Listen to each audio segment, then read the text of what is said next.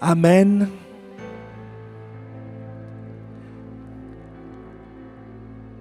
Amen, amen.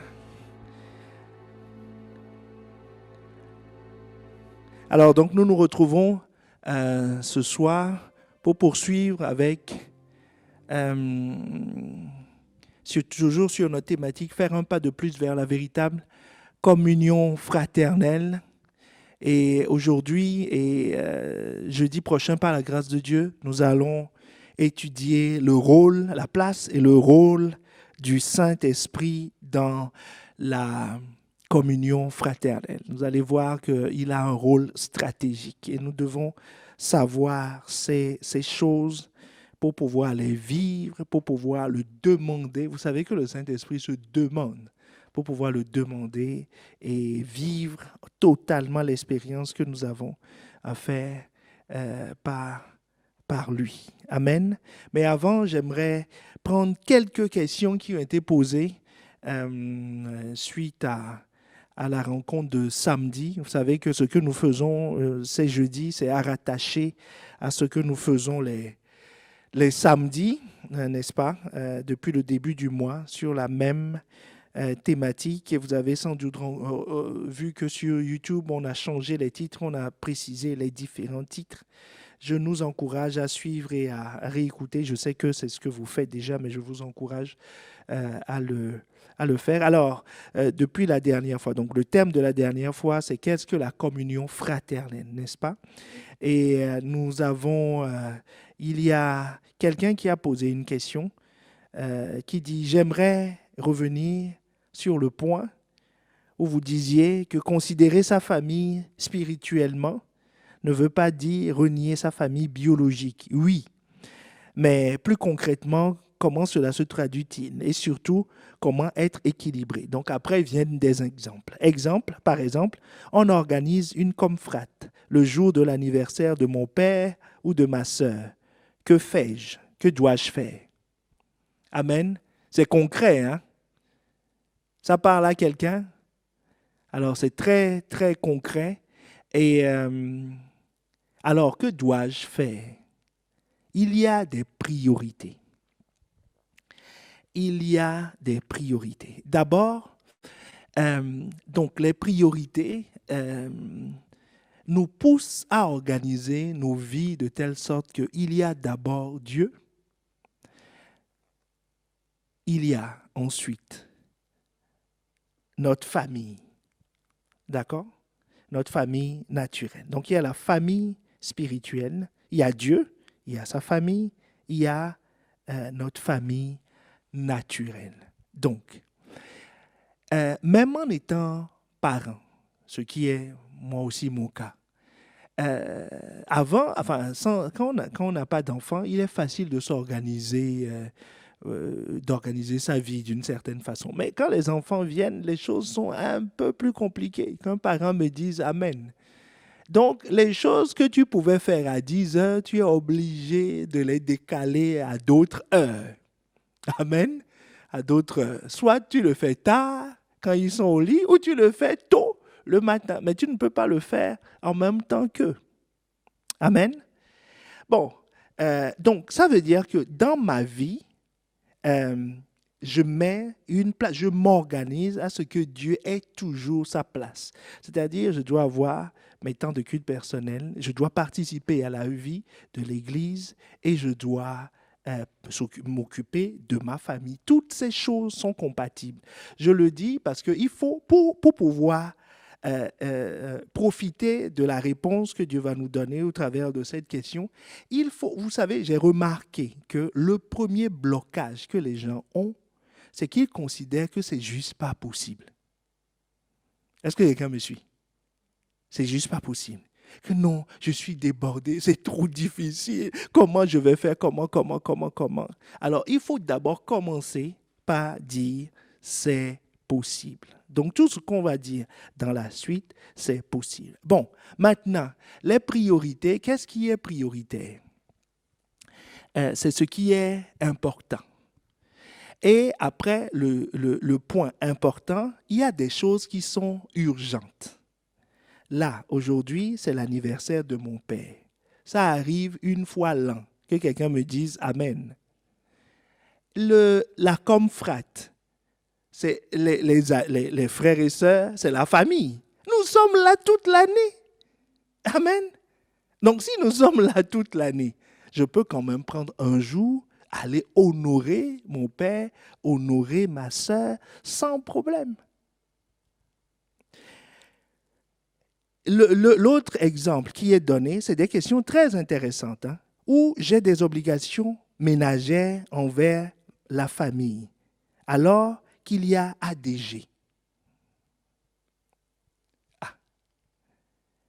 Donc, organisant ma famille, je sais que, parce que là, les tâches ménagères, je les ai, mais je sais que je dois travailler.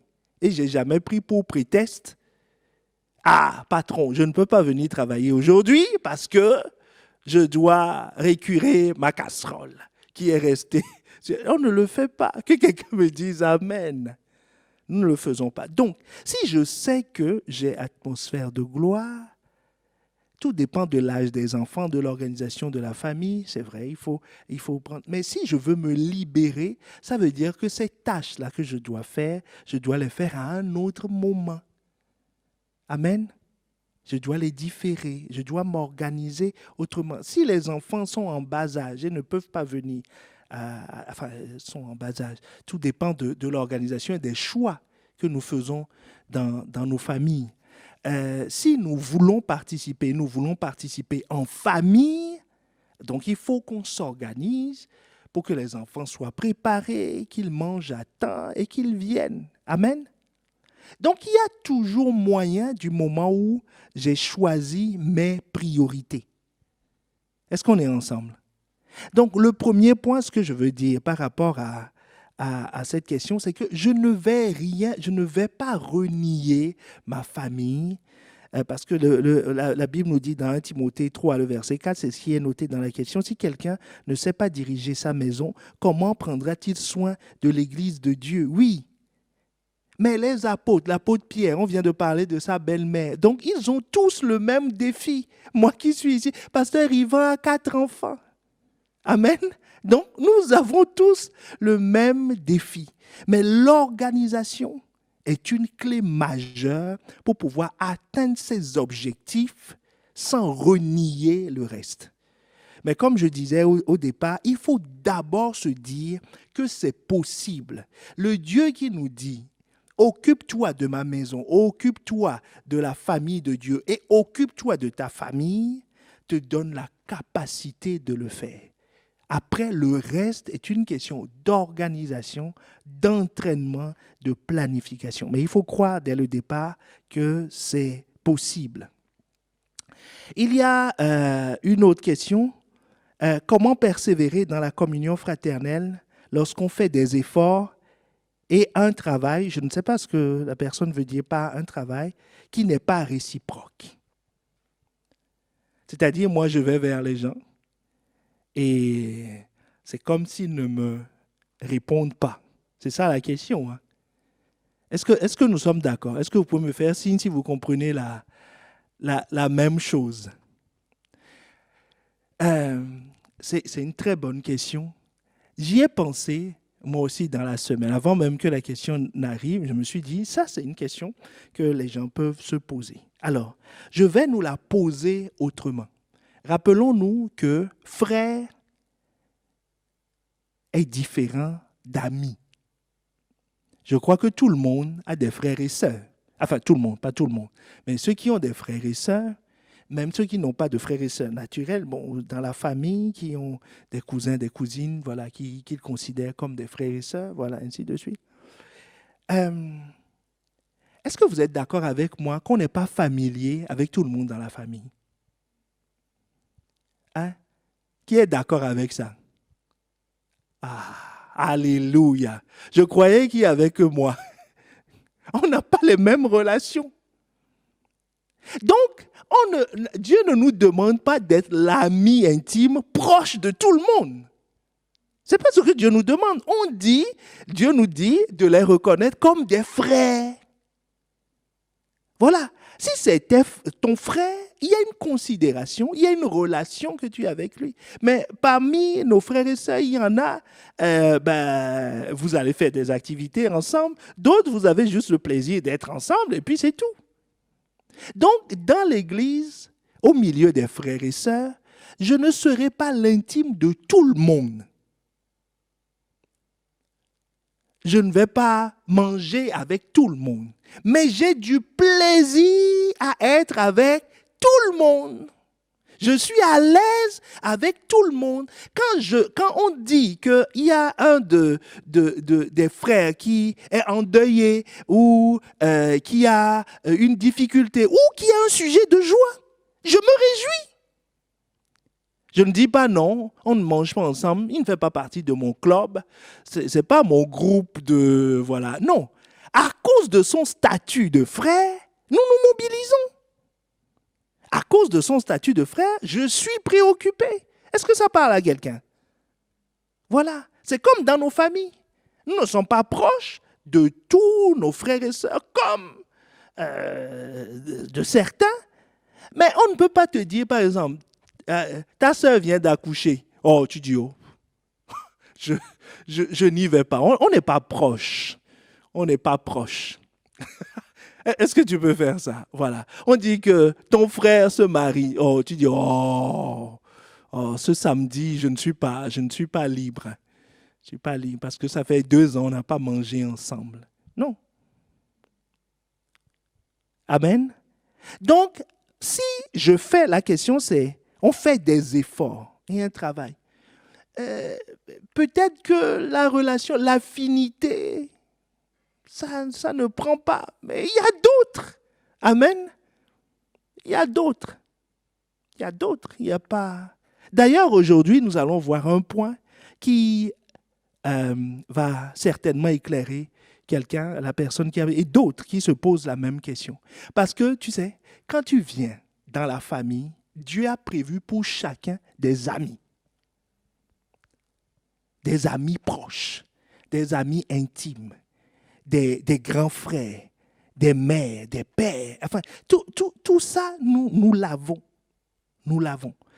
C'est juste que nous devons les reconnaître. Si j'insiste auprès d'une personne et que la personne ne devient pas plus intime et que c'est réellement un frère, c'est pas... si c'est vraiment un frère, et que c'est pas grave, il reste quand même un frère. Il reste quand même un frère. Amen. Il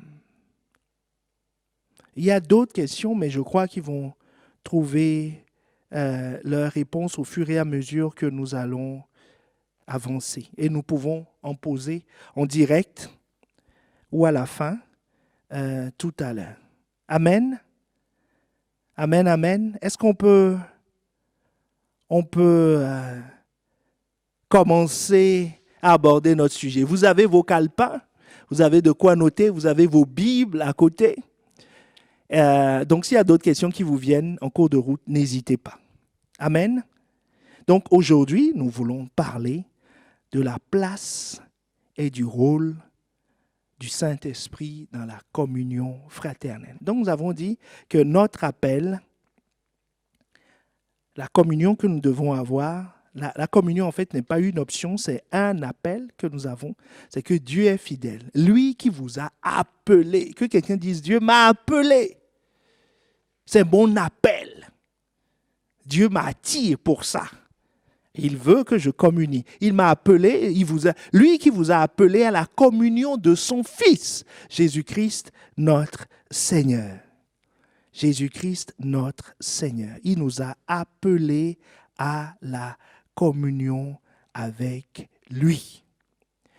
Et nous avons découvert la dernière fois, selon Actes 2, 42, que la communion fraternelle est un objectif majeur, est un pilier pilier majeur de l'Église. Ce n'est pas une option. La Bible nous dit qu'il persévérait dans l'enseignement des apôtres, dans la communion fraternelle, dans la fraction du pain et dans les prières. Il persévérait dans la communion fraternelle. Et nous avons dit que la communion fraternelle est une communion qui inclut des frères. Et nous avons dit aussi que les frères ne se définissent pas par copinage, ne se définissent pas en se reconnaissant mutuellement, mais les frères se définissent en reconnaissant qui? Le Père. C'est parce que nous avons le même Père. Donc, le Père, Dieu le Père, que nous avons le même grand frère, Jésus-Christ, qui est son Fils, qui est le premier-né de la création. Est-ce que quelqu'un me suit? Donc, étant donné que nous avons le même Père que Jésus, nous devenons les frères de Jésus. Donc, Jésus nous inclut dans la communion fraternelle. Amen. Donc, la définition dépend du Père. Et samedi, je nous expliquais que quand on ne reconnaît plus le Père, on commence à avoir des problèmes avec les frères. Amen. Mais maintenant, pour que cette communion se fasse concrètement, étant donné que Jésus n'est pas sur terre, mais Jésus nous a laissé le consolateur, le paraclétos, l'autre.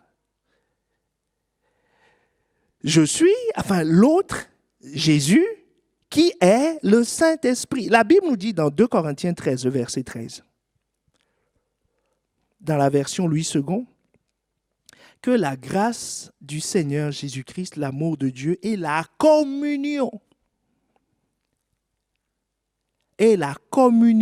du Saint-Esprit soit avec vous tous. Dans la version parole vivante, que le Seigneur Jésus-Christ vous accorde sa grâce et que Dieu vous témoigne son amour et que le Saint-Esprit vous accorde la communion avec lui et vous conduise. C'est ce que je demande pour vous tous. Donc la communion avec lui. La communion avec qui? Avec le Saint-Esprit. Pourquoi il est important de comprendre cela? Donc, le premier point, c'est que quelle est la place du Saint-Esprit dans la communion fraternelle? C'est que le Saint-Esprit est l'esprit de communion. Amen. Sans lui, il n'y a pas de communion. Rappelons-nous de la définition de la communion. Qui se rappelle de la définition de la communion? Nous avons défini la communion comme étant avoir des choses en commun. Amen. Avoir des choses en commun. Donc, selon 1 Corinthiens 1, le verset 9, avoir des choses en commun avec qui? Avec Jésus. Donc, être en communion avec Jésus, c'est avoir des choses en commun avec Jésus. Jésus nous dit que tout ce que le Père a est à lui. Amen. Et nous, maintenant, pour rentrer en communion avec Jésus, ça voudra dire que tout ce que Jésus a, nous allons l'avoir. Mais Jésus nous dit concrètement, qui est celui qui va nous donner ce qu'il a? Nous trouvons la réponse dans Jean 16, le verset 14. C'est en cela que nous parlons du Saint-Esprit comme étant l'esprit de la communion. C'est lui la communion. C'est pour ça que l'apôtre Paul souhaite pour les Corinthiens que la communion du Saint-Esprit soit avec eux. Jésus nous dit quoi dans Jean 16, le verset 14? Nous le lirons d'abord dans la version parole vivante. Sa mission, la mission de qui? Du Saint-Esprit. Sa mission sera de manifester ma gloire, car il puisera dans ce qui est à moi et vous le communiquera. Est-ce que quelqu'un voit maintenant son rôle, sa place? C'est lui qui puise Donc, il est l'esprit de communion, c'est ça sa place. Son rôle, c'est quoi? Jésus nous dit sa mission. Donc, il est en nous, il est auprès de nous. Pourquoi? Pour puiser ce qui est à Jésus, pour mettre en commun ce que Jésus a, pour rendre à notre disposition ce que Jésus a, pour que nous puissions rentrer en communion avec lui. Donc, sans lui, concrètement, nous ne pouvons pas rentrer en communion avec Jésus. Est-ce qu'on est ensemble? Sans lui, nous ne pouvons pas. Rien de ce qui est à Jésus ne peut être mis en commun avec nous. Rien de ce qui est à Jésus ne peut être mis à notre disposition. C'est lui pratiquement qui le fait. C'est le rôle du Saint-Esprit. C'est lui qui le fait en nous. Donc, communier avec Jésus pour atteindre l'objectif de 1 Corinthiens 1,9, nous devons communier avec le Saint-Esprit. Amen. Je ne sais pas si vous avez remarqué, mais Jésus dit quelque chose de fort dans cette phrase, encore dans ce verset. Il dit, « Il me glorifiera. » Il me glorifiera. C'est dans la version Louis II. Dans la version Parole de vie, il dit, sa mission sera de manifester ma gloire. Donc, la gloire, expérimenter la gloire de Jésus, c'est quoi? C'est communier avec lui. Il me glorifiera. Et il dit, parce qu'il prendra. Donc, ça veut dire que si je n'atteins pas cet objectif de communier avec Jésus, en fait, il n'est pas glorifié dans ma vie. Donc, communier avec Jésus veut dire quoi? Ce que Jésus vit, ce que Jésus ressent, ce que Jésus a, ces choses sont transférées et transférables dans ma vie. Quand ce processus de la communion se passe, Jésus est glorifié. Ma vie est couverte de sa gloire. Donc, quelqu'un voit que la communion n'est vraiment pas une option. C'est vraiment ce à quoi nous sommes appelés. Et qui le fait? Le Saint-Esprit. Nous sommes appelés à cela. Amen. Donc, le rôle du Saint-Esprit auprès de nous, dans la communion fraternelle, c'est que c'est lui qui met à notre disposition les choses de Jésus.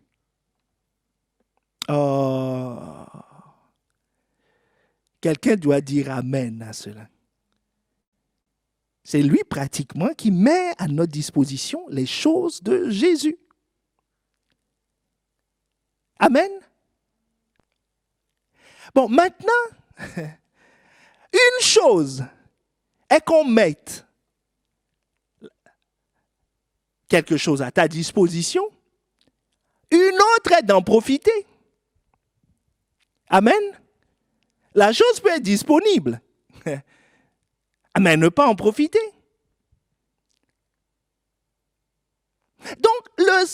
Donc, si la chose est disponible, mais on n'en profite pas, donc on n'a pas mis en commun en réalité. La chose est disponible, mais l'autre partie ne peut pas en profiter. Vous comprenez que nous parlons de ces choses, bien entendu, ce point, cet enseignement concerne la nouvelle créature. Celui qui n'a pas l'Esprit de Dieu, est-ce que quelqu'un comprend maintenant? Quelqu'un qui n'a pas l'Esprit de Dieu ne peut pas vivre la communion.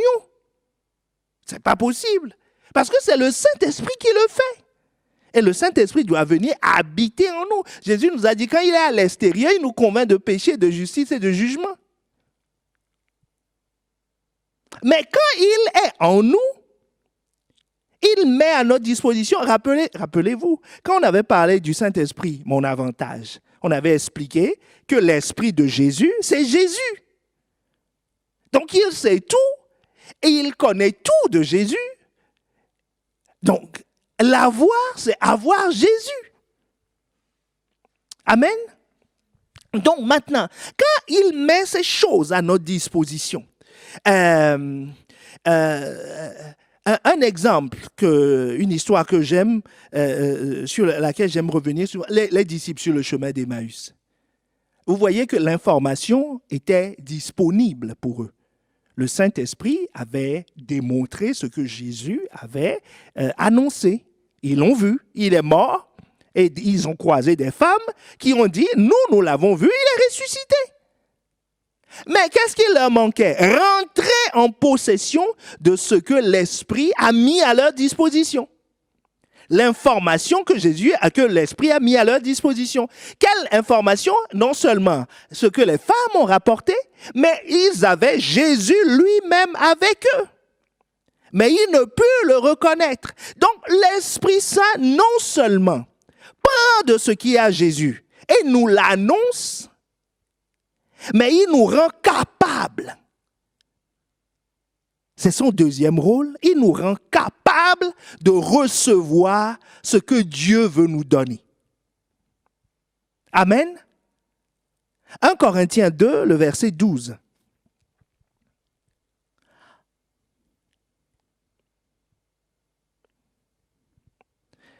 Je le lis dans la version Parole vivante. Or, nous avons reçu non l'esprit du monde, mais l'esprit même qui vient de Dieu, afin de pouvoir comprendre ce que Dieu, par son amour, a fait pour nous et de pouvoir apprécier, que quelqu'un dise apprécier, les dons qu'il nous a offerts par sa grâce.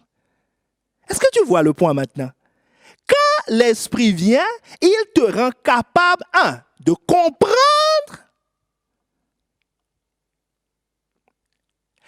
de pouvoir apprécier, c'est-à-dire de pouvoir jouir de ce que Dieu veut te donner. Bien-aimé, j'insiste sur ces points pour dire que pour vivre pleinement la communion fraternelle, je dois être spirituel. Amen. Plus nous allons avancer, plus ça deviendra clair, évident, que celui qui celui qui veut croître, celui qui veut vivre pleinement la communion fraternelle, doit chercher le Saint-Esprit. Doit chercher le Saint-Esprit. Très important, très important, très important. Donc, il nous rend capables d'apprécier les dons qu'il nous a offerts dans sa grâce, que le Père nous a offerts dans sa grâce. Rappelons-nous, notre objectif, c'est de rentrer en communion avec Jésus, n'est-ce pas? Voilà ce que Jésus dit dans Jean 6, versets 44 et 45. Jésus dit, « Nul ne peut venir à moi si le Père qui m'a envoyé ne l'attire, et je le ressusciterai au dernier jour. Nul ne peut venir à moi. » Pour communier avec lui, il faut aller vers lui. Nul ne peut venir si le Père qui m'a envoyé ne l'attire, et je le ressusciterai au dernier jour. Verset 45, il a écrit dans les prophètes, « Ils seront tous enseignés de Dieu. Ainsi, quiconque a entendu le Père, a reçu son enseignement, vient à lui. » Qu'est-ce que Jésus nous a dit dans Jean 16, 14? Il dit qu'il prendra de ce qui est à moi et vous l'annoncera. Est-ce que tu vois son rôle dans la communion, pour nous connecter? Dans Jean 6, il nous dit, pour venir à Jésus, qu'est-ce qu'il faut faire pour venir à Jésus? Il faut absolument, quiconque a entendu le Père et a reçu son enseignement, vient automatiquement. Qui le fait? L'Esprit. Qui nous enseigne? C'est l'Esprit. Amen. Amen. Donc, l'Esprit fait quoi d'autre? Fait quoi d'autre? Toujours sur le point, je suis toujours sur le point, il nous rend capables de recevoir ce que Dieu veut nous donner. Donc, là, je vous ai parlé de l'enseignement, des enseignements que l'Esprit donne pour nous attirer vers Jésus, n'est-ce pas? Maintenant, nous parlons de la communion fraternelle. OK? Donc, communion fraternelle. La communion avec les frères. Et Jean nous dit que la communion avec les frères est une condition pour communier avec le Père. Dans 1 Jean 1, à partir du verset 1 jusqu'au verset 4 que nous avions lu la dernière fois. Qu'est-ce que Dieu nous a donné d'autre à part la communion avec Jésus? Il nous a donné des frères et sœurs avec qui il nous faut communier, n'est-ce pas? Donc, ça veut dire que ces frères et sœurs sont dans des églises locales, nous reviendrons dessus tout à l'heure, sont dans des églises locales, sont dans des assemblées. Ces frères et sœurs, ça commence d'abord par les figures de père que Dieu nous donne. Amen. Ça commence par les bergers. Amen. Donc, le Saint-Esprit nous rend capables de reconnaître la voix du berger, du grand berger Jésus, pour pouvoir le suivre. Et nous rend capables, selon 2 Samuel 7, le verset 10. Il dit, j'ai donné une demeure à mon peuple, à Israël. Je l'ai planté pour qu'il y soit fixé et ne soit plus agité, pour que les méchants ne l'oppriment plus. Il dit aussi que j'ai donné des bergers. Est-ce qu'on peut me chercher ce verset? Que j'ai donné des bergers à mon peuple pour les paître. Et Jésus nous dit dans Jean 10, le verset 5, que elles ne suivront pas un étranger, mais elles fuiront loin de lui parce qu'elles ne connaissent pas la voix de l'étranger. Toujours dans Jean 10, voilà, verset 14. Je connais mes brebis et elles me connaissent. Donc, le Saint-Esprit est celui qui nous montre ce qu'il a prévu dans 2 Samuel 7, 10 que nous avons lu tout à l'heure. Il est celui qui nous montre, nos bergers. Amen. Parce qu'on doit rentrer en possession de ce qui est à Jésus. De 2, il est celui qui nous montre nos frères et nos sœurs. C'est-à-dire ceux à qui il rend témoignage. Vous savez, samedi, quand nous allons nous revoir, nous parlerons plus précisément de ce point. Et tu verras que, non, pas samedi, jeudi prochain, nous reviendrons sur ce point. Tu vas voir comment le Saint-Esprit fait de toi un frère et comment le Saint-Esprit t'aide à reconnaître les frères. Amen. Je dis bien, t'aide à reconnaître les frères. J'insiste dessus. Dis-toi ou dis à ton voisin, si tu es un voisin, il m'aide à reconnaître les frères. Il m'aide à reconnaître les frères. Son rôle auprès de moi, c'est de me pousser à la communion. Bien-aimé, je suis en train de toucher un point important. Son rôle auprès de moi, c'est de te pousser, auprès de toi, c'est de te pousser à rentrer dans la communion. Pas reconnaître les faux frères.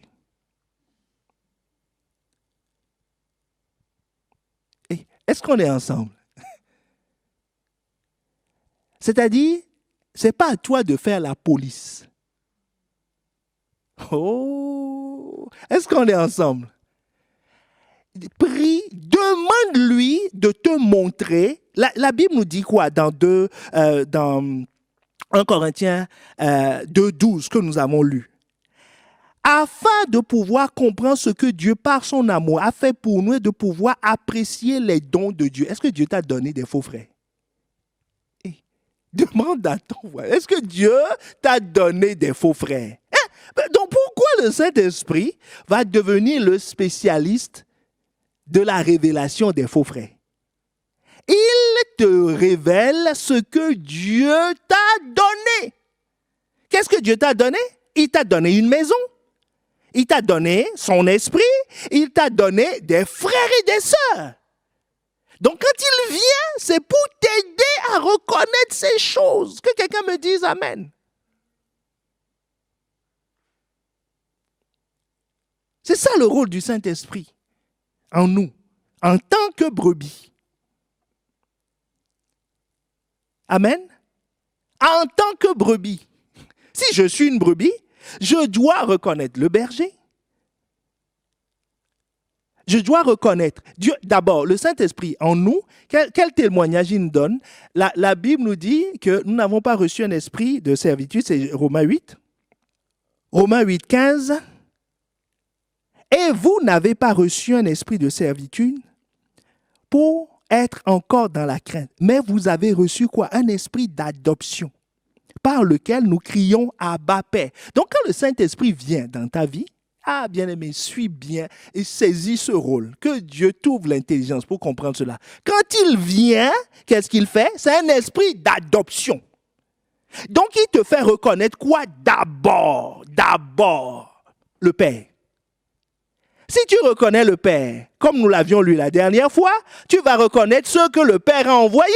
Jean 8, 42, Jésus dit quoi? Si Dieu était votre Père, est-ce que quelqu'un voit? Donc le Saint-Esprit t'aide à reconnaître les gens. Son premier rôle, c'est de t'aider, c'est de te montrer le Père, Dieu le Père. Ensuite, celui qui l'a envoyé, Jésus-Christ, la vie éternelle, c'est quoi? C'est qu'il te connaisse, toi le seul vrai Dieu. Hey, Jésus, t'en as envoyé. Est-ce qu'on est ensemble? C'est ça, son rôle auprès de nous. Donc, si tu reconnais le Père, tu vas reconnaître les frères. Amen. Voilà son rôle auprès de nous. Donc, une brebis n'est pas spécialiste en défense contre les menaces. Est-ce qu'il y a des faux frères? Oui. Est-ce qu'il y a des loups? Oui. Mais une brebis n'est pas équipée pour se défendre contre ça. Qu'est-ce que la brebis doit faire? La brebis fait monter des plaintes. Est-ce qu'on est ensemble? Et il fait monter des plaintes. Il dit, berger, il y a ça qui me met mal à l'aise. J'ai reçu un coup ici. Il y a ça qui... Vous voyez, dans l'église primitive, quand il y avait le conflit entre les Grecs et les Hébreux, qu'est-ce qu'ils ont fait? Ils ont remonté la plainte au conducteur. Ils ne se sont pas mis à se suspecter. Vous savez, c'est très important. J'insiste sur ce point. Le rôle du Saint-Esprit, c'est nous en tant que brebis. Nous en tant que brebis, c'est de nous aider à reconnaître le Père, à reconnaître notre maison, à reconnaître nos frères et sœurs, à communier avec eux, à reconnaître tout ce que Dieu a prévu pour nous, a prévu nous donner. Et si il y a une situation qui nous met mal à l'aise, nous devons la faire remonter. Amen. En tant que brebis, nous ne devons pas faire la police entre nous. Sinon, vous savez, là où ça va nous amener à créer des clans, à nous faire la guerre, à jouer le rôle de la police. Tu sais que là,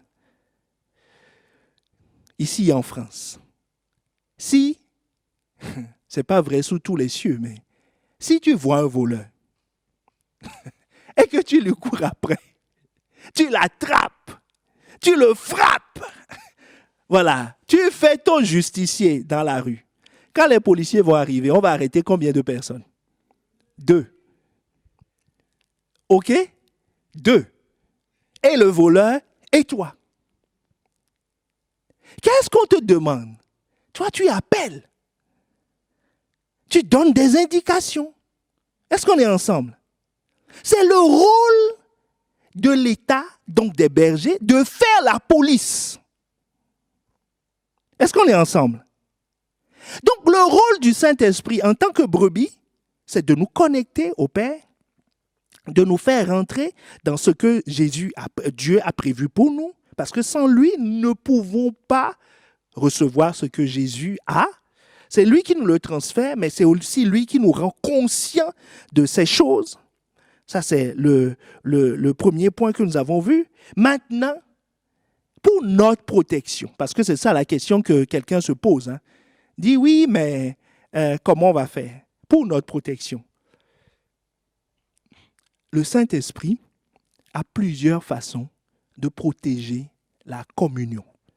Ce rôle dont je vous parle maintenant, c'est que le Saint-Esprit est le garant de la communion fraternelle au milieu de nous.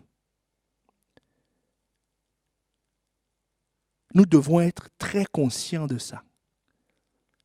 Très, très conscients de ça.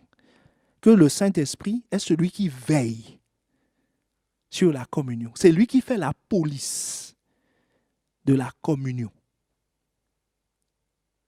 dans l'Église. Et qui dit police veut dire il encourage ou il sanctionne. Est-ce qu'on est ensemble? Dorcas est reconnu pour servir la communauté. Quand elle est morte, Pierre a plaidé. L'esprit de vie est rentré en elle. Elle s'est relevée. Est-ce qu'on est ensemble? L'apôtre Paul nous dit, dans 1 Corinthiens 11, que si quelqu'un méprise sa relation avec le corps, qu'il ne mange pas à la table du Seigneur. Il dit, c'est à cause de cela qu'il y a des infirmes parmi vous. Là, le Saint-Esprit joue quel rôle? De sanction. Est-ce qu'on est ensemble? Donc, j'aimerais attirer notre attention sur ce détail et le voir plus exactement. Donc, les bergers, le Saint-Esprit est le garant de la communion, le gardien de la communion fraternelle. Et les bergers sont le bras visible de l'Esprit. Amen. Le berger est le bras visible de l'Esprit. C'est très important de le savoir dans la communion. Jean 10, le verset 12 et 13. Mais le mercenaire qui n'est pas le berger et à qui n'appartiennent pas les brebis, voit venir le loup, abandonne les brebis et prend la fuite, et le loup les ravit et les disperse. Le mercenaire s'enfuit parce qu'il est mercenaire et qu'il ne se met point en peine des brebis. Je suis le bon berger, nous dit Jésus. Je suis le bon berger, nous dit Jésus. Dans la suite, il dit, je connais mes brebis et mes brebis me connaissent. Je suis le bon berger. Donc ici, Jésus dit quoi? Le rôle du berger, c'est de protéger le troupeau. Est-ce que quelqu'un voit maintenant? Il est le bras visible du garant de la communion qu'est le Saint-Esprit. Maintenant, comment le Saint-Esprit joue ce rôle de gardien de la communion, veiller, celui qui veille sur la communion au milieu de nous. C'est important que nous le sachions pour pouvoir être à l'aise avec cet aspect-là aussi de la communion et de comprendre que c'est pour notre bien. Amen. Le Saint-Esprit règle ses problèmes des fois de façon directe.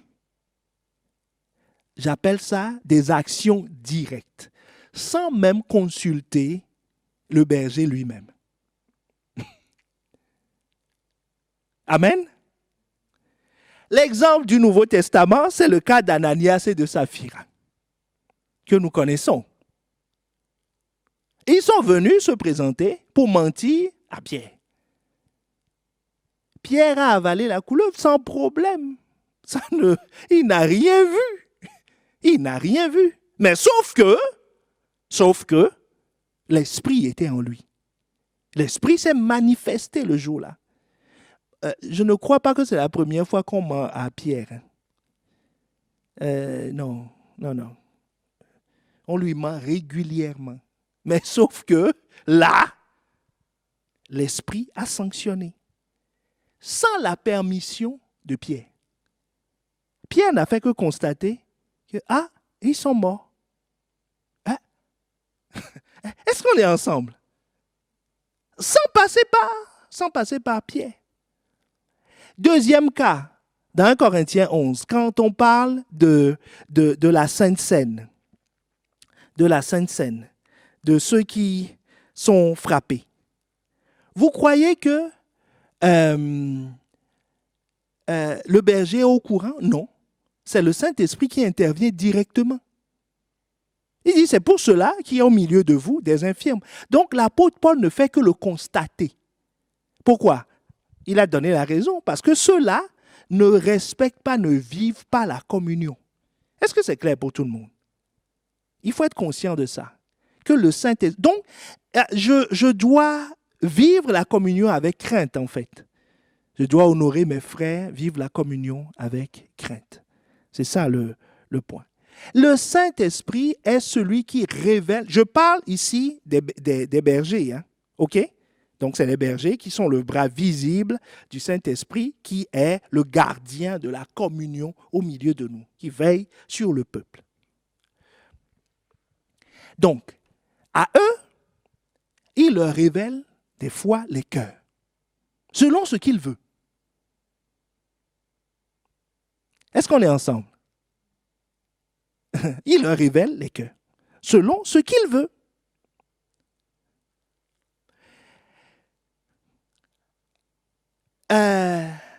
Acte 8.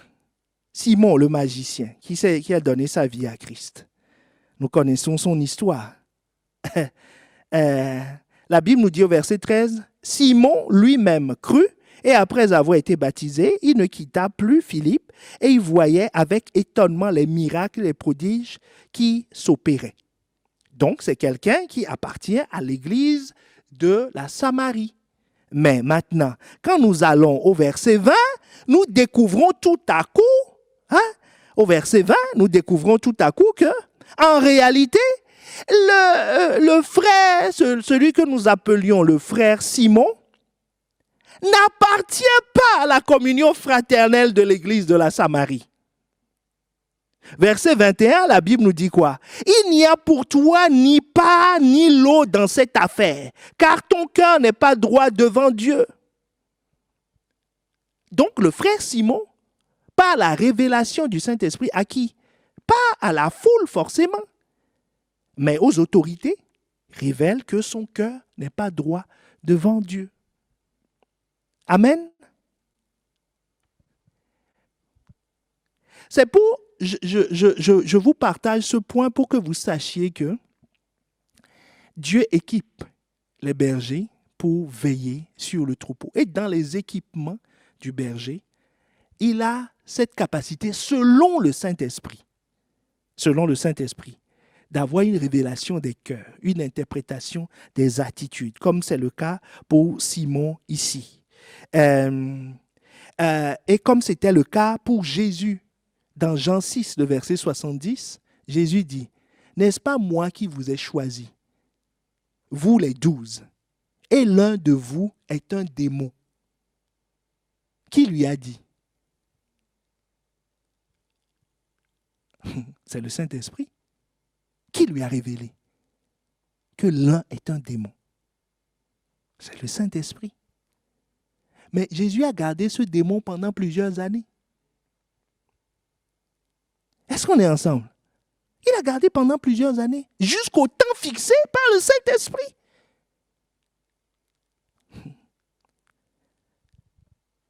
Amen. C'est le Saint-Esprit qui aide pour savoir ces choses. Ce n'est pas la capacité du berger. C'est le garant le gardien de la communion qui équipe ses bras visibles, les bergers, pour protéger le troupeau. C'est pour rassurer quelqu'un, pour ne pas qu'il soit préoccupé de faire la police, mais de vivre sa vie de berger, de brebis, de se connecter, de chercher à identifier les frères selon ce que le Saint-Esprit lui révélera, les amis que Dieu a prévus pour, les collègues, les personnes, les relations stratégiques que Dieu a prévues pour être dans la communion fraternelle, pour pouvoir recevoir tout ce que Jésus a à lui donner. Autre chose que le Saint-Esprit fait pour garder le troupeau au travers des bergers,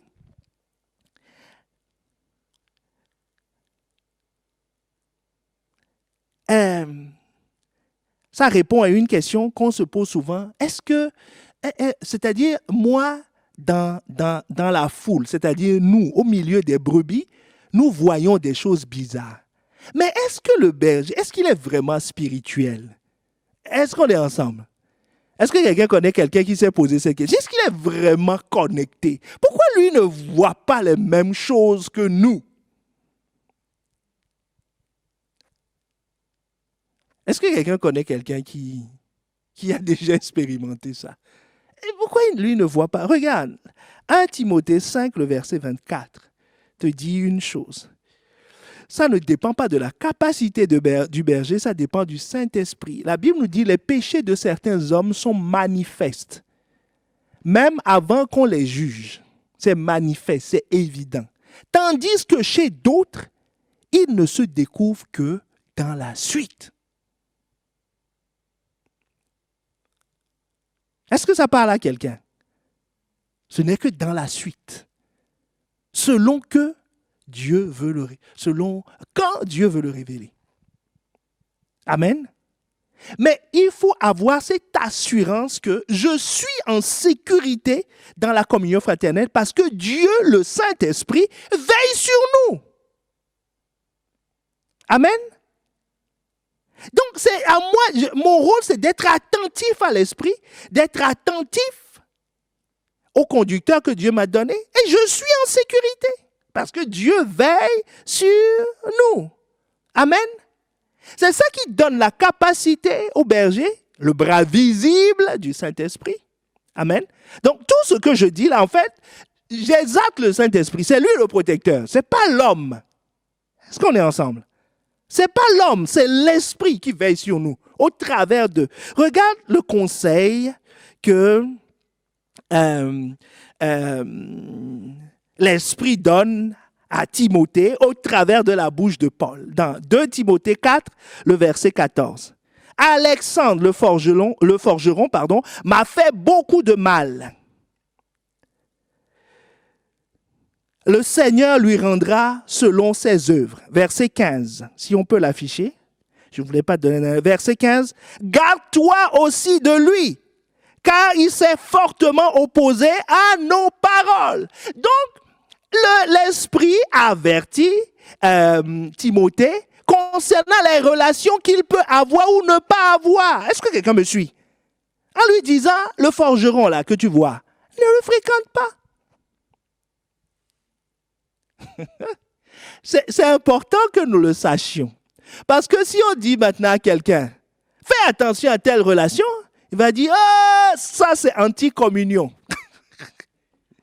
Est-ce qu'on est ensemble? C'est anti-communion. Non. Le berger a le droit de le dire. C'est son devoir. Paul dit à Timothée, méfie-toi de telles relations. Le forgeron, là, évite-le. Maintenant, quand on n'est pas sensible à l'esprit, qu'est-ce qu'on fait? Maintenant, on prend des relations que je vais appeler des relations sous-marines. On se camoufle là. On fait comme si on ne se connaissait pas. Et on se voit derrière. Discrètement. Ah, est-ce que quelqu'un connaît quelqu'un qui... Et puis un jour, ils vont sortir. On m'a fait ci, on m'a fait ça, on m'a fait ça. On dit, ah, je t'avais dit. Est-ce qu'on est ensemble? C'est nous protéger. C'est pour nous protéger que Dieu permet cela.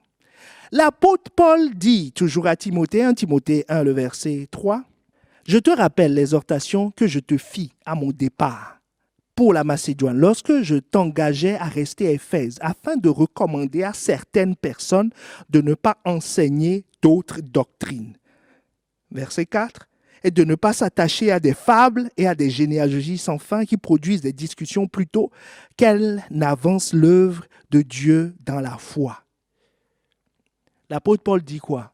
Dit, il réfute certaines thèses. C'est le rôle du berger, mais c'est le Saint-Esprit qui le fait. Parce que nous savons que c'est ce que nous entendons qui crée la communion, n'est-ce pas? Que quelqu'un me dise Amen. Donc, des fois, l'apôtre Paul dit, il y a certaines choses, n'écoutez pas. Parce que ça va vous éloigner de la communion.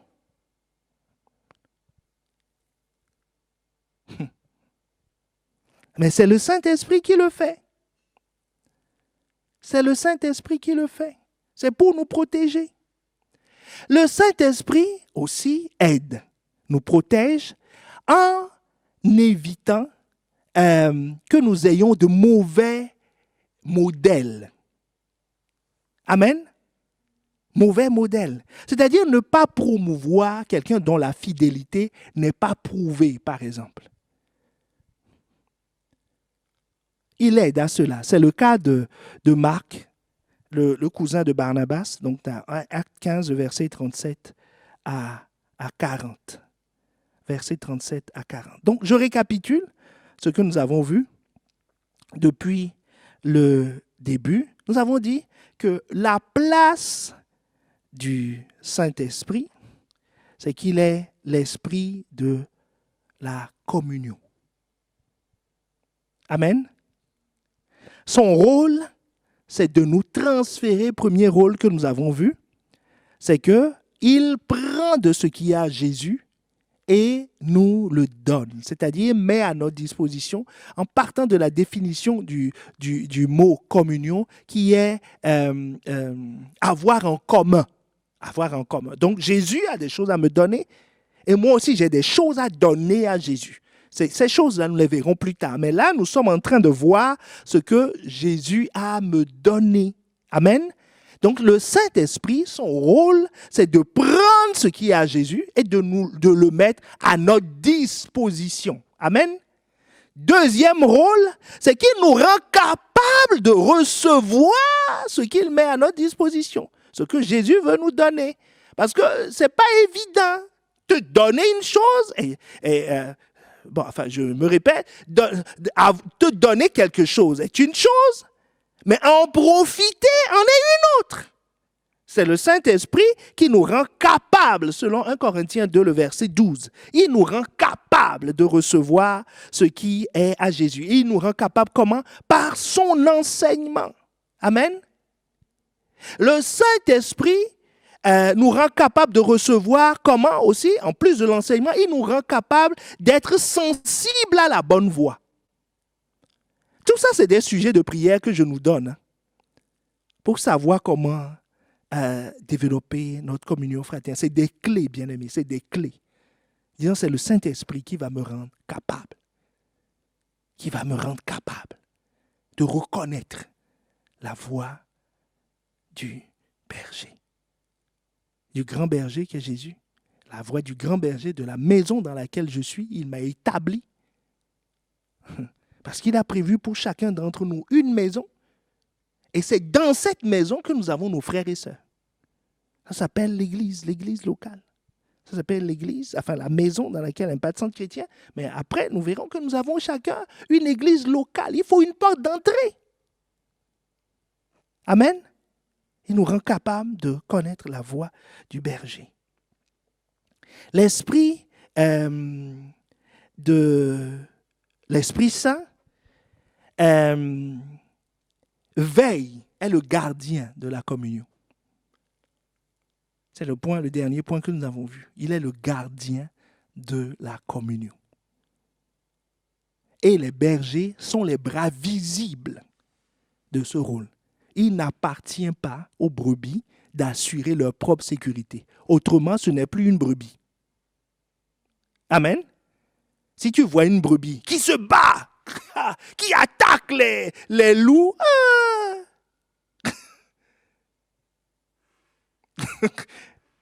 il ne faut pas trop l'approcher. Il faut prendre un bout de bâton, tu lui dis, t'es brebis ou je ne sais pas. Normalement, une brebis ne se défend pas. Une brebis se plaint.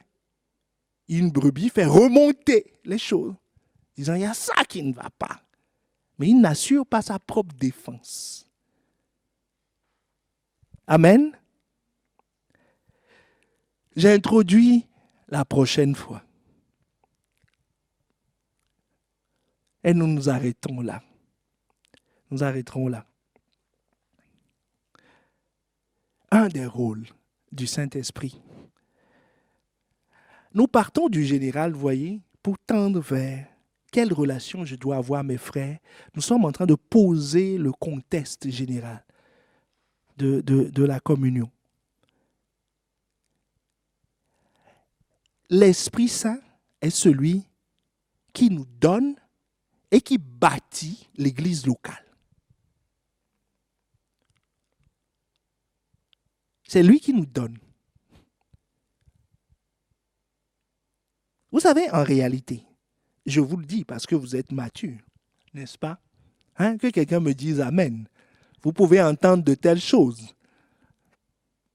Sinon, autrement, on ne vous le dira pas pour ne pas vous choquer. Vous savez qu'en réalité, on ne choisit pas son Église.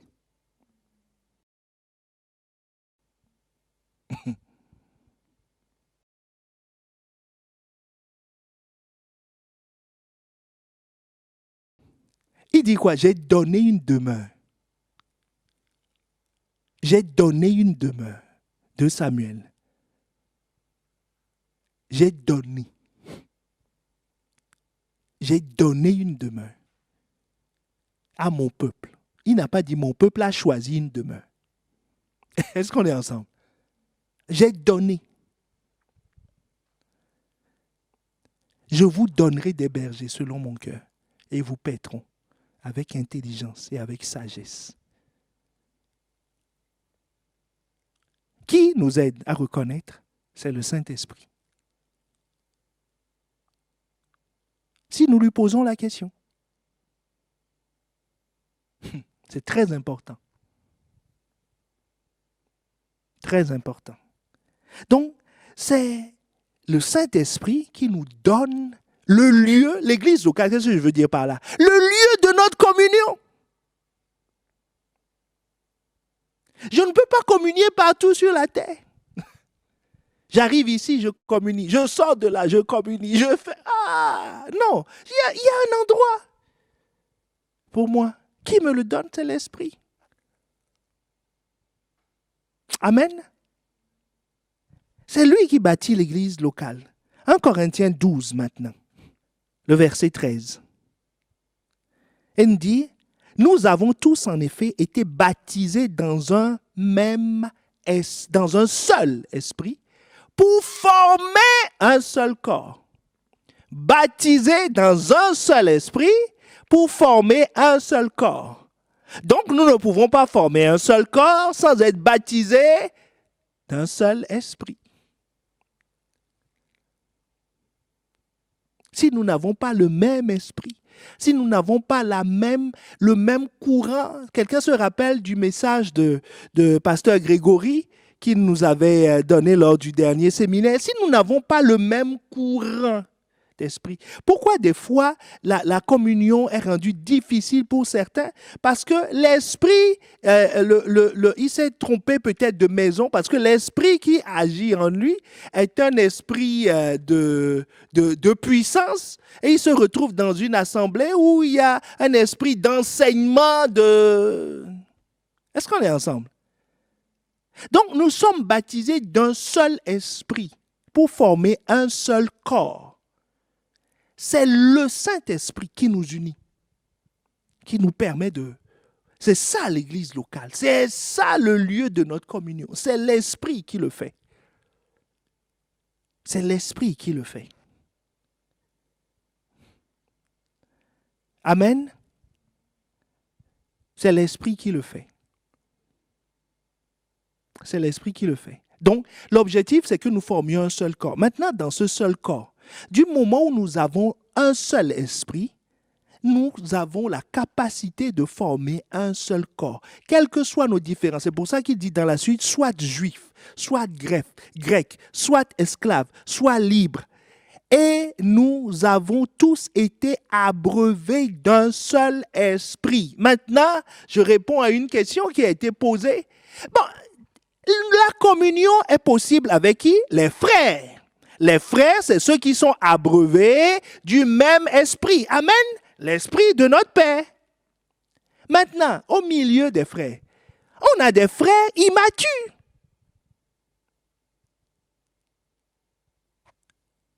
Amen. Il y a des frères qui font pipi encore sur eux.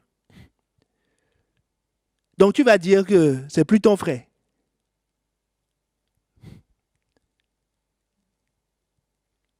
Il y a des frères qui, pour le moment, sont immatures, ne savent pas se tenir dans tel ou tel domaine ou ont des défis dans tel ou tel domaine. Mais il a le même père que nous, il veut avancer. Est-ce que quelqu'un me suit? Mais c'est un jeune frère, c'est tout. Mais il est frère. C'est pas l'immaturité ne fait pas de lui un faux frère. Est-ce qu'on est ensemble? C'est un frère, en bonne et due forme, mais qui a des défis. Qu'est-ce qui le définit comme frère? Parce qu'il a le même père que nous. Il ne renie pas notre père. Il ne joue pas contre la famille. Mais seulement il est immature. Mais ce n'est pas un prétexte pour l'exclure de la communion. C'est pasteur Yves qui racontait que quand il s'était converti, il disait tout le temps des gros mots. C'était sa spécialité. Bon, aujourd'hui, quand vous le voyez, vous avez du mal à croire. Hein? Voilà, il disait tout le temps des gros mots. Mais il dit, je bénis le Seigneur pour un frère. Chaque fois qu'il dit un gros mot, il dit, tais-toi, on ne dit pas ça ici. Voilà, ils l'ont discipliné. Est-ce qu'on est ensemble? Frère immature ne veut pas dire faux frère. Du moment où il est abreuvé du même esprit, du moment où il fait partie d'un seul corps, c'est un frère. Amen. Donc l'esprit bâtit l'église locale. Et par la grâce de Dieu, la prochaine fois, nous verrons comment.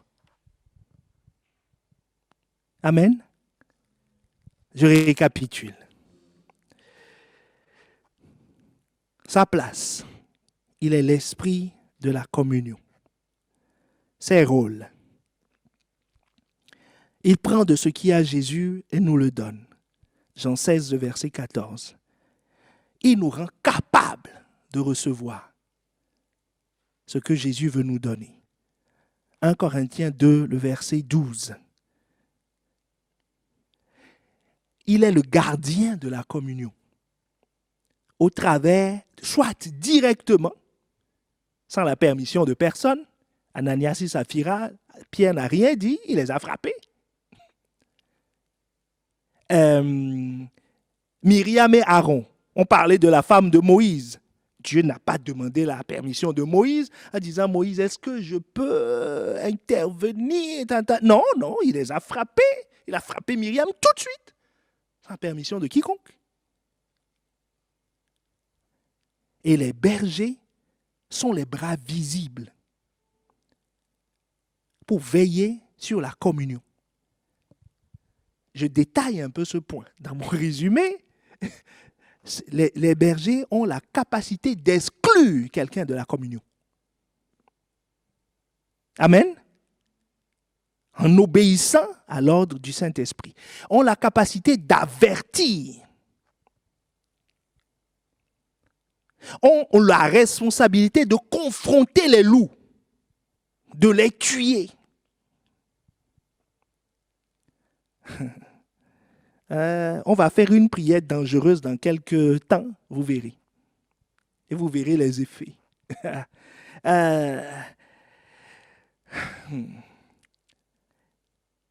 Donc, ils veillent sur le troupeau. Ils sont les bras visibles du gardien des troupeaux. Et le Saint-Esprit nous donne et bâtit, et nous donne un lieu de communion qui est l'église locale. Amen. Est-ce que quelqu'un a reçu quelque chose?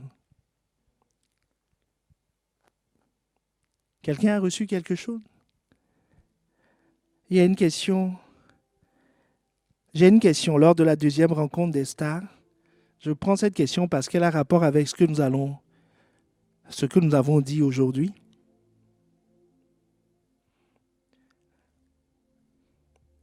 Vous avez abordé le point sur la relation avec le Père, qui est le point majeur pour communier avec les frères et sœurs. Amen. C'est bien ce qu'on avait dit. Hein? Mais si par exemple, Un exemple lointain là-bas, de Marseille. D'accord? Si un Marseillais a perdu cette reconnaissance du Père, que faire? S'il a perdu cette reconnaissance du Père, vous allez constater, et c'est le sens de la question, qu'il va perdre la reconnaissance des frères. Et que faire? Ça veut dire, nous avions lu dans 1 Jean 1, on peut commencer à jouer pour installer une atmosphère de prière.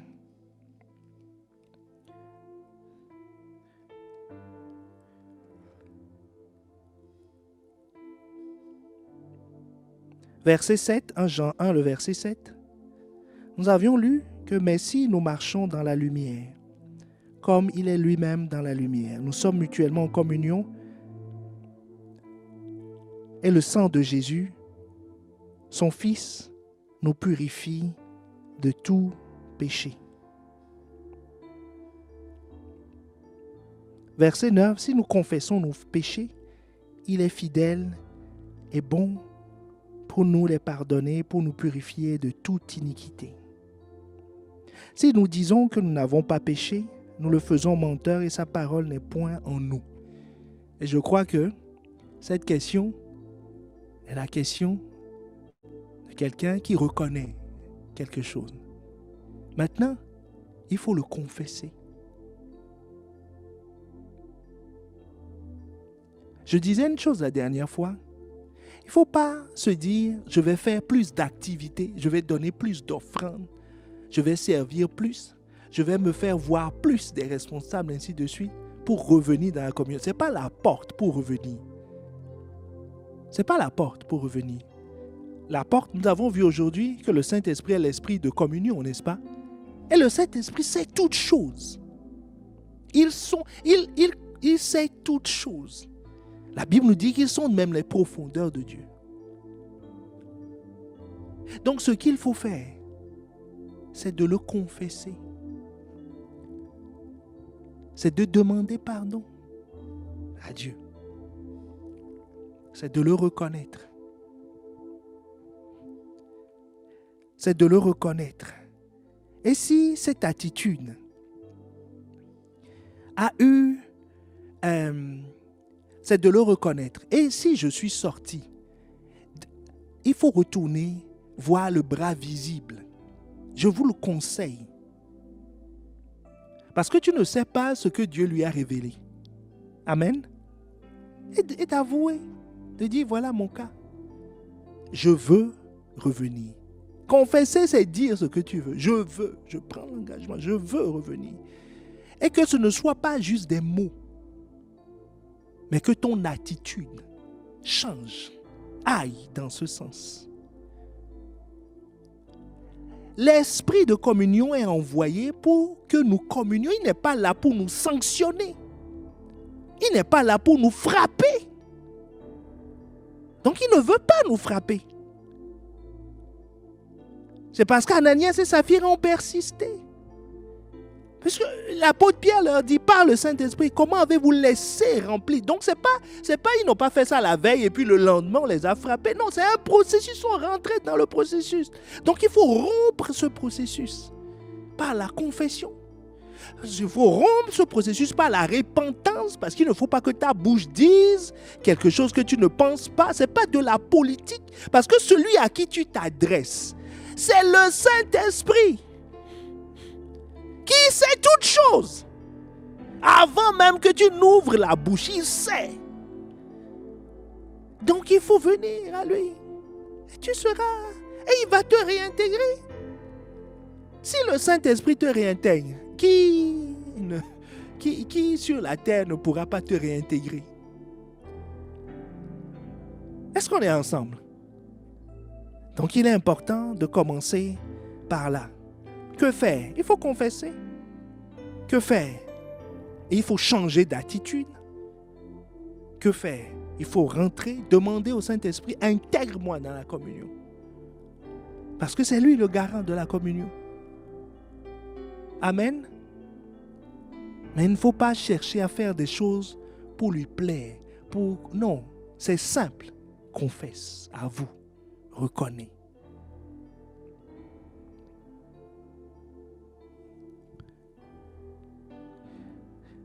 J'ai une question, mais comment savoir si nous-mêmes, nous sommes des faux frères?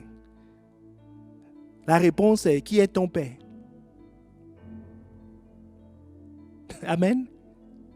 Qui est ton père? Ça, nous le savons. Donc, répondons sincèrement à cette question.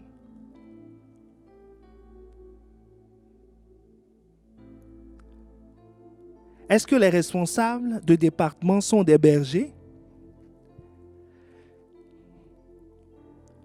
C'est une très bonne question.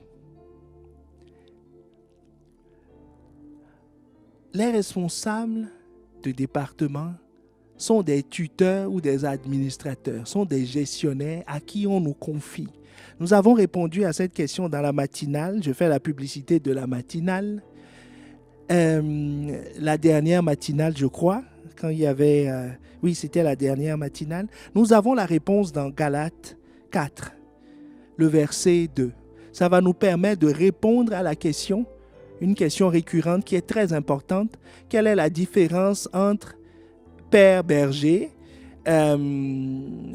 conducteur et les tuteurs, les coachs? Amen. Dans une relation normale, donc nous lisons Galates 4, le verset, à partir du verset 1 jusqu'au verset 3, nous prenons ça. Il dit, « Or, aussi longtemps que l'héritier est enfant, je dis qu'il ne diffère en rien d'un esclave, quoiqu'il soit le maître de tout. Mais il est sous des tuteurs et des administrateurs jusqu'au temps fixé par qui? Par le Père. Jusqu'au temps fixé par le Père. » Donc, qui a choisi les tuteurs? Qui a choisi les administrateurs? C'est le Père.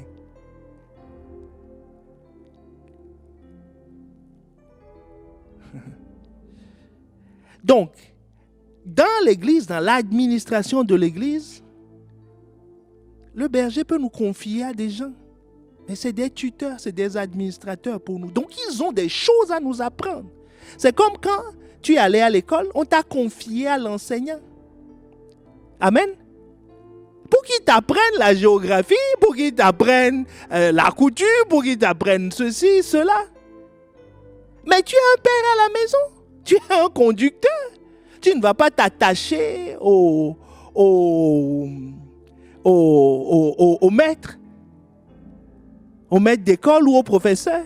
Il est 19h, il n'est pas rentré. On dit, tu es où? Je suis à l'école. Avec qui? Non, je ne veux plus rentrer. Je me suis attaché au maître. Non. On te dit d'apprendre des choses du maître. Donc, si c'est le Père qui a fixé, donc on peut demander, moi-même qui suis ici, Pasteur Yvan m'a dit, à un moment, suis telle personne. C'est mon coach. J'ai suivi, heureusement. J'ai tout copié. J'ai tout appris. Amen. Mais je me rappelle que c'est mon tuteur. Les tuteurs sont pour un temps. Amen. Sont pour un temps. Sont pour un temps. Alors que les bergers sont liés à la maison. Est-ce que vous voyez la différence? Ils sont liés à la maison. Le tuteur peut être en interne, mais la particularité du bon tuteur, du bon administrateur, c'est que c'est le Père qui l'a choisi. Qu'est-ce qui fait sortir les gens de la communion? C'est qu'eux-mêmes, ils se choisissent des tuteurs, des administrateurs. Et ils reviennent à la maison constipés. Certains ont la diarrhée. Ils ont la gastro. Après, ils veulent qu'on le soigne. On dit, mais qu'est-ce que tu as mangé? C'est nous qui t'avons choisi de manger. Non, c'est moi, mais j'ai trouvé ça bon. J'ai mangé. Et puis maintenant, ben voilà, tu es constipé. Est-ce qu'on est ensemble?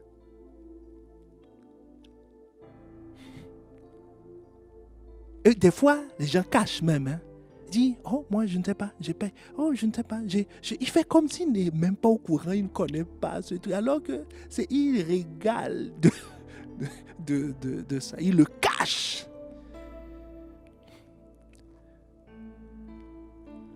Amen. Que Dieu nous aide.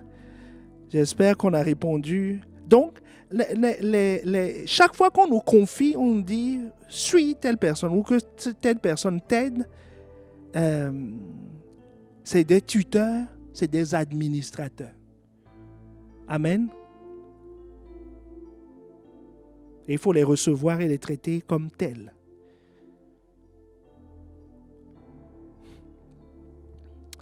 Amen, amen. Nous allons nous disposer pour prier, n'est-ce pas? Est-ce que tu peux rendre grâce? Est-ce que tu peux commencer à élever la voix et dire merci, Seigneur, merci pour ce jour, merci pour ce que tu nous as permis.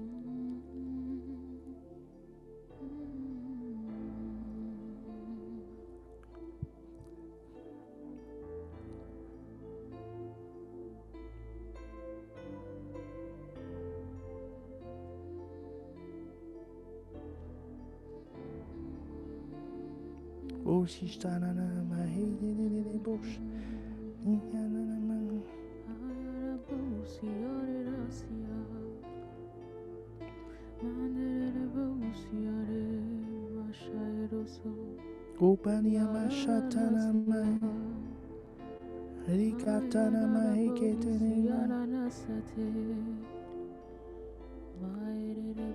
honoré, tu es honoré, tu es honoré, tu es honoré, honoré, honoré, tu es honoré, tu es honoré, tu es honoré, Saint-Esprit honoré, tu es honoré, tu es honoré, tu es honoré, honoré, esprit de communion, tu es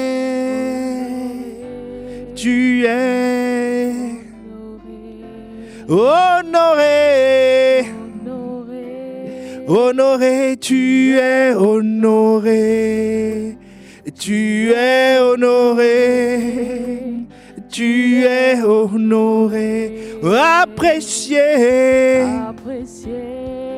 tu es apprécié, tu es apprécié, tu es apprécié, apprécié, tu es apprécié, tu es apprécié, apprécié,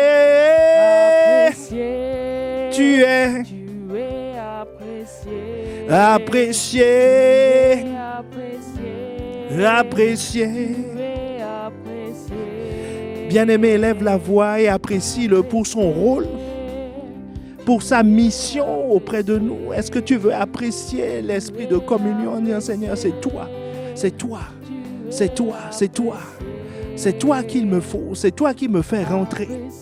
C'est toi qui prends de ce qui est à Jésus et qui nous le donne. C'est toi qui nous permet de reconnaître le Père et par conséquent de reconnaître nos frères et sœurs. C'est toi qui nous conduis dans une maison, le lieu de la communion. C'est toi qui nous rapproches. Oh, tu es. Nous apprécions ton rôle, nous apprécions ta mission auprès de nous. Ah, nous honorons ta présence. Ah, nous apprécions ta mission. Jésus nous a dit que ta mission auprès de nous, c'est de prendre ce qui est à lui et de nous le communiquer. Alors nous apprécions ton rôle. Nous honorons ta présence. Honoré, honoré, honoré, oh, honoré, honoré, honoré, honoré, oh, tu es apprécié, apprécié. Oh bien-aimé, lève la voix alors que la musique continue et demande au Saint-Esprit, fais ton rôle, joue ton rôle entièrement, totalement dans ma vie. Prends la place qui te revient. Prends la place qui te revient. Révèle-moi, révèle-moi, rends-moi conscient de ce que Christ veut me donner, de ce que Christ a préparé pour moi au sein de la communion fraternelle. Ouvre mes yeux afin que je puisse reconnaître le Père totalement, entièrement, afin d'apprécier mes frères, ceux qui ont le même témoignage. Quand tu viens, Jésus nous a dit que ton rôle, c'est de prendre ce qui est à lui et de nous le donner. Et par la voix de l'apôtre Paul, tu nous as dit que tu es l'esprit d'adoption, celui qui nous fait crier Abba Père. Alors Seigneur, viens, joue ton rôle là. Seigneur, quelqu'un qui s'est éloigné parce qu'il a perdu la direction, il a perdu le sens du Père. Ton rôle en nous, c'est de nous faire crier Abba Père. Alors fais-le crier Abba Père. Est-ce que quelqu'un veut élever la voix et demander Seigneur, fais-moi crier Abba Père. Fais-moi crier Abba Père. Tu es là pour cela, c'est ta mission en moi. Alors aide-moi à reconnaître le Père. Aide-moi à reconnaître le Père et à reconnaître ses envoyés. Seigneur, nous te supplions, Seigneur Saint-Esprit, nous te supplions, prends toute ta place, joue ton rôle, nous te laissons toute la place. Quelqu'un est en train d'abandonner maintenant les méthodes qu'il a mises en place pour reconnaître le Père, les méthodes qu'il a mises en place pour rentrer dans la communion. Oh, quelqu'un est en train d'abandonner ces choses en disant, Saint-Esprit, saisis-toi de moi et fais-moi entrer, enseigne-moi comment faire, enseigne-moi à reconnaître, enseigne-moi à m'investir pleinement selon ton modèle dans cette communion. Elle est indispensable pour moi. Il y a des choses précieuses là pour moi. La Bible me dit que c'est là que tu envoies la vie, la bénédiction pour l'éternité. Alors Saint-Esprit, merci de ce que tu es l'esprit d'adoption, de ce que c'est toi qui nous fais crier Abba Père. Alors fais-nous crier Abba Père, fais-nous crier Abba Père, et lève la voix, dis Seigneur, prends cette place en moi, fais-moi crier, que je soupire après ta maison, que je soupire après ta famille, que je soupire après toi. Je t'en supplie, que je t'aime, que j'apprécie ta présence et que j'apprécie la présence de mes frères et sœurs, parce que je vois en eux la gloire de Dieu. Je vois en eux le même témoignage. Seigneur, merci pour ce que tu fais. Fais-le en nous. Tu as la capacité de nous préserver. Alors Seigneur Saint-Esprit, veille sur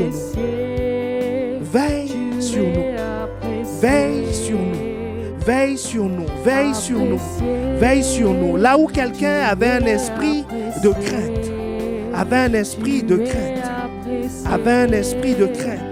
nous allons prier maintenant contre cela. Qui est la solution? C'est le Saint-Esprit. Bien-aimé, est-ce que tu as une crainte?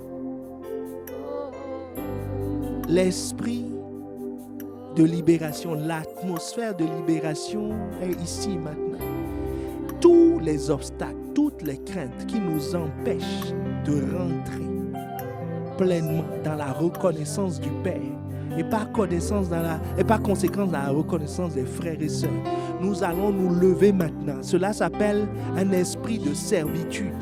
La Bible nous dit, vous n'avez point reçu un esprit de servitude pour être encore dans la crainte.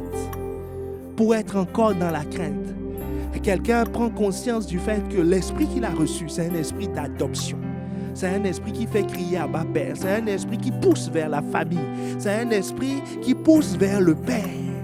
C'est un esprit qui aide à reconnaître les frères et sœurs. Ce n'est pas un esprit de servitude, mais c'est un esprit d'adoption. Alors tu vas te lever dans la prière. Maintenant, tu vas te lever et tout ce qui constitue un obstacle, tout ce qui est crainte en toi, même si tu ne sais pas lui donner un nom, mais tu sais qu'il y a juste une crainte quelque part.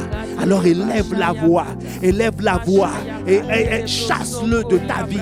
Élève la voix et commande à l'esprit de servitude. Dis, tu quittes ma vie avec ta crainte maintenant dans le nom de Jésus. Tu quittes ma vie dans le nom de Jésus. Tu quittes ma vie dans le nom de Jésus. Dans le nom de Jésus. Dans le nom de Jésus. Dans le nom de Jésus. Dans le nom de Jésus, je te l'ordonne. Tu quittes ma vie avec toutes tes craintes, fondées ou non fondées, subtiles ou apparentes ou évidentes, peu importe. Tout ce qui est crainte en moi aujourd'hui, à cause de la présence de l'esprit d'adoption. De l'esprit d'adoption. Quelqu'un élève la voix maintenant et confesse et dit esprit d'adoption, envahis ma vie. Esprit d'adoption, saisis-toi de moi. Esprit d'adoption, fais-moi crier Abba Père. Fais-moi aimer ta présence.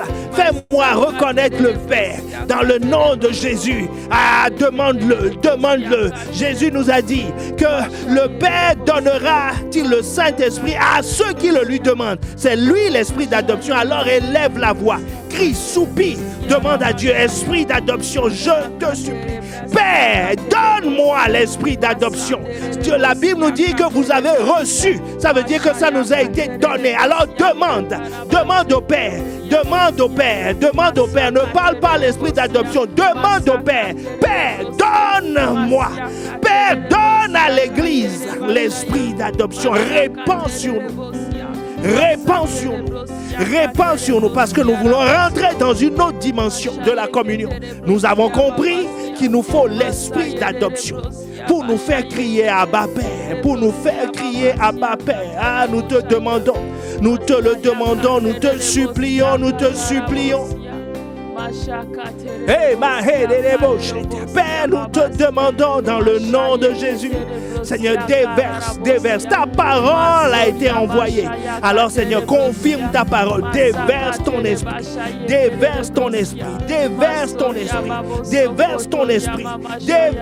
esprit sur l'Église. Nous te supplions dans le nom de Jésus. Tu as dit de demander que tu nous donneras. Alors nous sommes là pour demander une seule chose, esprit d'adoption, à l'esprit d'adoption de se saisir de nous. Nous sommes venus, Père, pour te demander de répandre, d'envoyer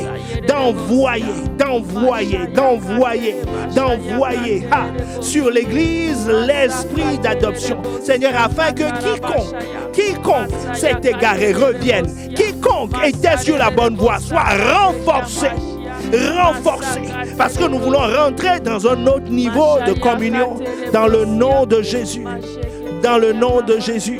Et nous croyons l'avoir reçu. Nous croyons et nous verrons ses effets parce que conformément à ta promesse, tu as dit de demander.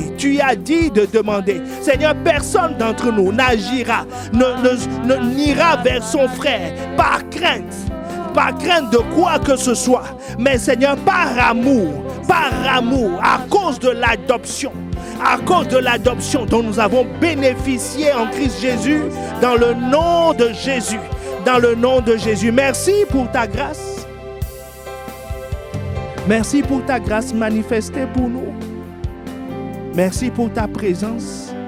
Seigneur, merci de ce que à partir d'aujourd'hui, nos vies ne seront plus jamais les mêmes. Parce que nous avons pris conscience de toi, de l'esprit d'adoption, du don qui nous a été fait. Fais ton rôle. Bâtis ton Église. Rends-nous conscients de ce que Jésus veut nous donner. Et fais-nous rentrer en possession de ces choses. Veille sur nous. Dans le nom de Jésus, tu as le pouvoir de le faire. Tu as veillé sur Jésus, sur la terre. Jamais il n'a péché. Alors tu peux veiller sur nous. Fais-le maintenant, fais-le entièrement, fais-le totalement. Dans le nom de Jésus, nous avons prié. Seigneur, étends tes mains sur ton peuple. Seigneur, garde-nous dans nos maisons, garde-nous, quel que soit l'endroit où nous nous trouvons. Que ta bonne main soit étendue sur nous. Que ta bonne main soit étendue sur nous. Que la grâce du Seigneur Jésus-Christ, l'amour de Dieu et la communion du Saint-Esprit soit avec nous tous. Dans le nom de Jésus. Dans le nom de Jésus. Amen. Amen. Amen. Excellente soirée. Que Dieu vous bénisse.